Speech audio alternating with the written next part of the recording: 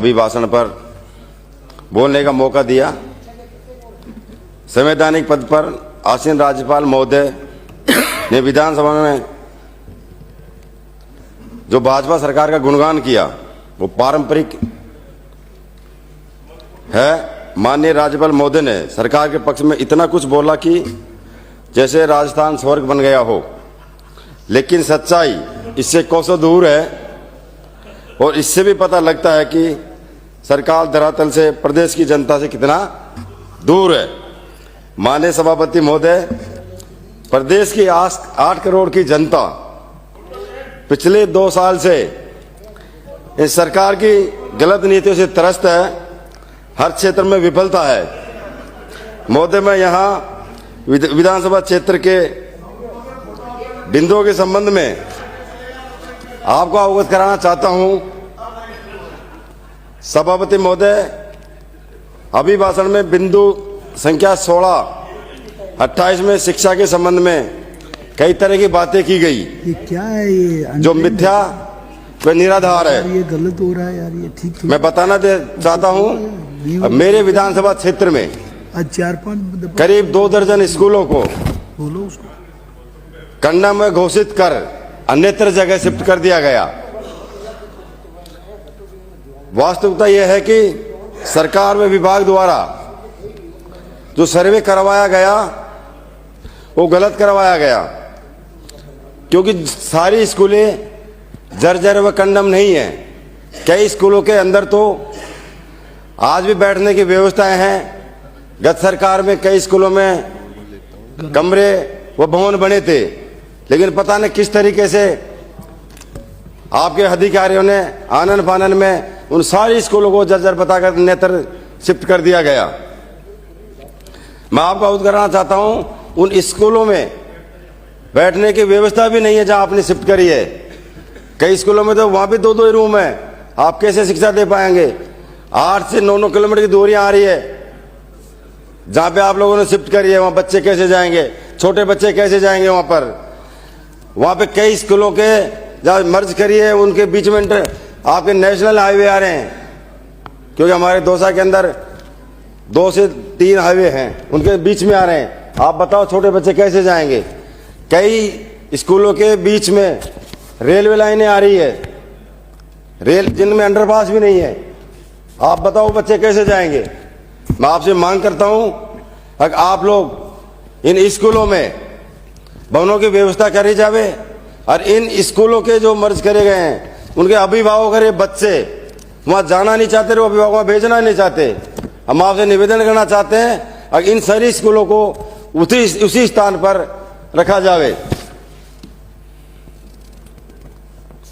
अभी सभापति महोदय, राज्यपाल जी के अभिभाषण में 91-93 में कई बातों का जिक्र किया गया। मैं आपको अवगत कराना देना चाहता हूं कि हमारे क्षेत्र में आवारा पशुओं का बहुत ज्यादा आतंक है, जिनके अंदर गायें, आवारा सांड आए दिन किसानों को परेशान करते हैं। मैंने गए सत्र में भी आपके यहाँ पर इन्हीं बातों को लेकर मुद्दे उठाए थे। अगर हमारे यहाँ पर आप कुंडल, लवाण, नागल राजावतान, सैथल के अंदर गौशाला खोली जाए, क्यों अगर इन गायों को हमारे किसान भाई किसी भी तरीके से दूसरे अन्य जगह छोड़ने जाते हैं तो आपके गौ सेवक उनको परेशान करते हैं। मैं आपसे निवेदन करता हूं, अगर आप लोग इन पर विशेष ध्यान दें। श्रीमान जी, अभिभाषण में आपके यहां पर आवास देने की बात करी गई, प्रधानमंत्री आवास। मैं आपको अवगत कराना देना चाहता हूं, जिस तरीके से पूर्व में आपके सरकार द्वारा सर्वे कराए गए, वो चिन्हित और अपने लोगों को आवास दिए गए, और वो जो गरीब आदमी जो समझता नहीं था, जिनकी पहुंच नहीं थी, उनको आवास नहीं दिए गए। रही बात उसके बनाने की, दूसरी किस्तें पेंडिंग है। जिन लोगों ने दलालों के माध्यम से पैसे पहुंचा दिए उन लोगों को तो किस्तें मिल रही है, जो लोग नहीं पहुंच पा रहे वो आज वंचित है। उसके अलावा बहुत एक बड़ी विषय बता दूं आपको मैं, एक तरफ तो आप हर गरीब हर उसको आवास देना चाहते हो, और एक तरफ आप हमारे दौसा के अंदर आवास तोड़े जा रहे हैं। 3 से 4 महीने का बता दूं मैं आपको, यहाँ पे हमारे एक ऐसे अधिकारी आ गए जो बिना नोटिस के, बिना सूचना के, बिना कोई उसके कम से कम 4 से 5 कार्रवाई कर चुके।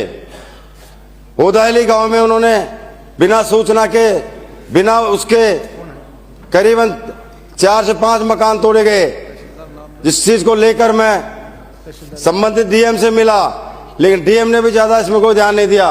उसके बाद हमारे एक जमीन का मामला ऐसा था जो न्यायालय में विचाराधीन है, उसको भी तर्क पर रखते हुए उस पर भी कार्रवाई करी।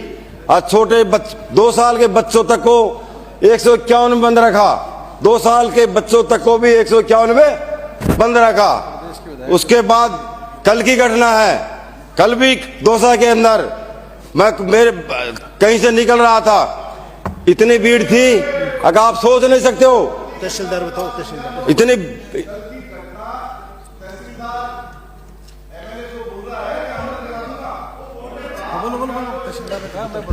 जो मैं ये इनको प्रक्रिया कानून समझाओ। एक माननीय सदस्य अपनी बात कह रहे तो बीच में नहीं बोले, इनको समझाओ थोड़े। मैं जो ही कल बाजार की तरफ निकल रहा था, काफी संख्या में पुलिस थी, काफी संख्या में भीड़ थी। तहसीलदार बताओ। 2 जेसीबी लगी हुई थी। मैं भीड़ को देख के रुका, मैं वहां जाके पूछा भाई ये क्या तोड़ रहे हैं? बोले साहब मक्के और मकान तोड़ रहे हैं। मैं फिर अंदर गया, वो बच्चे चिल्ला रहे हैं, औरतें चिल्ला रही है। मैंने संबंधित अधिकारी का नाम पूछा, उसके अंदर तहसीलदार पाया गया। मैंने तहसीलदार से बात करने की कोशिश करी, भाई किस नियम के तहत, किस कानून के तहत आप मेरे को ये बताओ, अगर आप ये गरीबों के मकान तोड़ रहे हो। उस तहसीलदार ने अपने आप को मालिक बताया। अगर मैं दौसा की जमीनों का मालिक हूं, मैं कुछ भी कर सकता हूं। आप कौन होते हो? आप कौन होते हो? आज के इस युग में जहां इस सदन का मैं सदस्य हूं, वो सदस्य कोई भी हो सकता है। सरकार बदलती रहेगी, आती रहेगी, जाती रहेगी, लेकिन उसमें सदस्य कोई भी हो सकता है। वो तहसीलदार एमएलए से ऐसे पूछता है अगर आप कौन हो, और ये कहता है आप यहाँ से निकलो, मैं कोई इसका जवाब नहीं दूंगा। वो तहसीलदार को कहीं न कहीं राजनीतिक संरक्षण मिला हुआ है, भू माफियाओं से मिला हुआ है। पहले भी तहसीलदार रहे हैं, लेकिन जब से ये 3-4 महीने से तहसीलदार आया है, इसने अति कर रखी है। एमएलए को कुछ नहीं समझता, एमएलए को ऐसे निकलने की बात करता है, एमएलए को पुलिस की धमकी देता है। लेकिन मैं बता दूं साहब, ऐसे अधिकारियों पे आप कार्रवाई करें। मैं सदन में बात करना चाहता हूं, ऐसे अधिकारियों पर आप कार्रवाई करें, नहीं तो आप जब तक ऐसे अधिकारियों पे कार्रवाई नहीं करेंगे तब भ्रष्टाचारी आदमी है। इसके पहले भी जहां भी रहा, इसके मैंने काफी पता किया है, उसमें काफी चीजें निकलते आई है। साथियों, मैं इसके बारे में और आपसे बात बताना चाहता हूं, इसको बर्खास्त करें। माननीय सभापति जी, मेरा व्यवस्था का प्रश्न है, अगर किसी जनप्रतिनिधि के साथ इस प्रकार का व्यवहार अगर किसी अधिकारी के द्वारा किया गया है तो ये बहुत ही निंदनीय है। इस पे कठोर कार्रवाई होनी चाहिए। मैं सरकार के मंत्री यहाँ पे, संसदीय मंत्री जी यहाँ पे मौजूद है, मैं निवेदन करूंगा सरकार से कि इसकी जांच कराए और जो दोषी अधिकारी है उसको सस्पेंड करने का काम करे। ये बात मैं कहना चाहूंगा। माननीय सदस्य सभापति महोदय, मेरा पहले तो संसदीय परंपराओं में जब एक माननीय विधायक अपनी बात कह रहा होता है तो बीच में खड़े होकर बोलना पूर्ण रूप से असंसदीय है, और असंसदीय कार्य हमारे प्रतिपक्ष के नेता कर रहे हैं, इसलिए उनको कंडेम किया जावे। दूसरी बात ये, दोनों बातों की बात, दूसरी बात ये, मैं बात कह रहा हूं, बीच में खड़े होकर नहीं बोलते, बिराजो। हाँ, पहले बिराजो, आपको इजाजत नहीं मिली। दूसरी ये है, आप ही तो बोल रहे हो, इजाजत लेके बोल रहे हैं। बोलिए मंत्री, इजाजत लेके बोल रहा हूं। नेशा रखो और बोलने की सभ्यता सीखो। अरे बिना जो अपर तो लारे वही काम है, जो कोई काम को नहीं। दूसरा मेरा निवेदन यह है कि जिस विषय को जब तक विधिवत नहीं उठाया जाए तब तक इसका संज्ञान कैसे लिया जा सकता है। आप इस विषय को रखेंगे, माननीय सदस्य या कोई भी सदस्य रखेंगे, सरकार इसमें गंभीर है। सभी माननीय सदस्यों का मान सम्मान होना ये हमारा प्रथम कर्तव्य है, इसकी पूरी पालना करेंगे। मैं आपको अवगत करा देना चाहता हूं। माननीय सभापति जी, जिस इजाजत के साथ आप बोले हो ना, उसी इजाजत के साथ मैं बोल रहा हूं। समझ में, ये नियम और कानून और प्रक्रिया पक्ष विपक्ष सबके लिए बराबर है। आप अपने लिए अलग कानून मत समझिए, ये विधानसभा 200 विधायकों के लिए बराबर है, ये बात मैं कहना चाहूंगा। और माननीय सदस्य ने यहाँ पे बात उठा दी, और जब मैंने व्यवस्था का प्रश्न इस पे कर दिया तो सरकार की जिम्मेदारी है कि इसकी जांच करे। ये क्या बात होगी? आप बचना चाहते, ऐसे बच नहीं सकते, आप बच नहीं सकते, आपको कार्रवाई करनी चाहिए। नेता प्रतिपक्ष महोदय, माननीय नेता प्रतिपक्ष महोदय, आपने कहा है कि भाई नियम के अनुसार वो जो इसकी शिकायत करेंगे तो कार्रवाई होगी। माननीय सदस्य बोलिए। बार बार नहीं हो गया आपका। देखो, मैं आपको अवगत कराना चाहता हूँ, इसे जो संबंधित जो भी अधिकारी है वो उसको कहीं न कहीं मैं देखो, मैं बार बार जिक्र कर रहा हूँ, वो उसको निलंबित किया जावे। वो सरकार के इशारे पे काम कर रहा है, मेरे को लग रहा है इस बातों के लिए।